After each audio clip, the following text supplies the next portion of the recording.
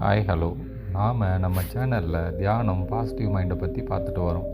நீங்கள் self affirmation பண்ணுறவங்களா இருந்தால் நான் சொல்ல இந்த மெத்தட்ஸை ஃபாலோ பண்ணிங்கன்னா உங்களோட ரிசல்ட்டு ரொம்ப சூப்பராக இருக்கும்.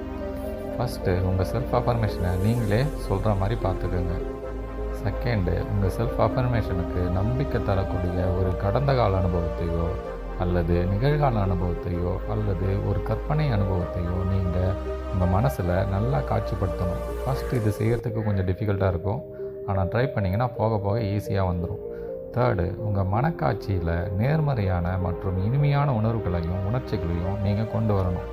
ஃபோர்த்து, ஒவ்வொரு செல்ஃப் அஃபர்மேஷனும் 10 to 15 செகண்ட்ஸ் இருக்கிற மாதிரி நீங்கள் பார்த்துக்கணும். ஃபிஃப்த்து, ஒவ்வொரு செல்ஃப் அஃபர்மேஷனும் 6 to 5 டைம்ஸு 5 to 6 டைம்ஸு மீண்டும் மீண்டும் நீங்கள் சொல்கிற மாதிரி இருக்கணும். அதே மாதிரி ஒரே நேரத்தில் நிறைய அஃபர்மேஷனை செய்யவே கூடாது. குறைஞ்சபட்சம் 10லேருந்து 15 அஃபர்மேஷன் நீங்கள் செஞ்சீங்கன்னா ரிசல்ட்டு ரொம்ப நல்லா இருக்கும். மேலும் பார்த்தீங்கன்னா அஃபர்மேஷன்ஸு எப்போவுமே காலையில் எழுந்த உடனோ இல்லைன்னா நைட்டு படுக்கிறதுக்கு முன்னாடியோ சொல்லிட்டு வந்தீங்கன்னா நம்ம ஆழ் மனசு அந்த டைமில் அதிக விழிப்புணர்வு கொண்ட நேரமாக இது இருக்கிறதுனால அந்த நேரத்தில் சொல்லப்படும் அஃபர்மேஷன்ஸ் மிக விரைவில் ஆழ்மனதால் ஏற்றுக்கொள்ளப்படும்.